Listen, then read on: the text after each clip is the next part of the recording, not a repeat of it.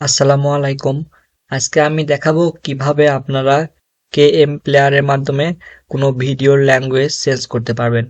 আগে এখানে বলে রাখি, ভিডিওটি যদি ডুয়াল ভয়েস ভার্সনে ডাউনলোড করা থাকে তাহলে আপনারা যে কোনো ভাষাতে ভিডিওটি কনভার্ট করতে পারবেন, অর্থাৎ ভিডিও প্লে হওয়া অবস্থায় আপনারা ভিডিওর ভাষাটা চেঞ্জ করতে পারবেন। তো চলুন আমি প্রথমে আমার পিসির কোনো একটি ভিডিও ওপেন করি। এখানে শর্ত হলো ভিডিওটি ডুয়াল ভয়েস ভার্সনে ডাউনলোড করা থাকতে হবে।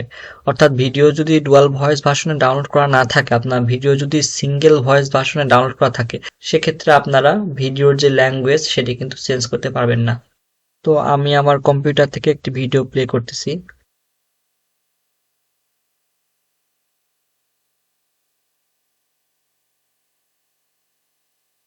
এখন ভিডিও প্লে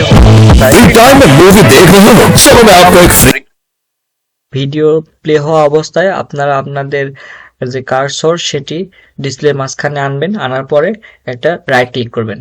করার পরে দেখুন অনেকগুলো অপশন আছে। এখানে প্রথমে একটি অপশন আছে ওপেন।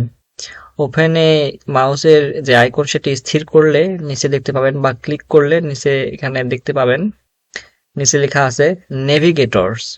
নেভিগেটরসে যদি ক্লিক করি তাহলে এখানে অনেকগুলো অপশন দেখতে পাবো। তার মধ্যে একটি আছে অডিও স্ট্রিমস।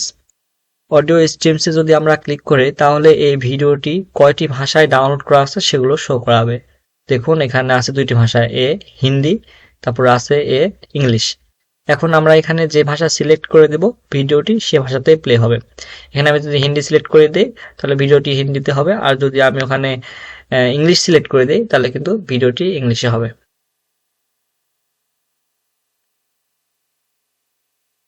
এখানে যদি ইংলিশ সিলেক্ট করে দিই তাহলে কিন্তু ভিডিওটি ইংলিশে প্লে হবে।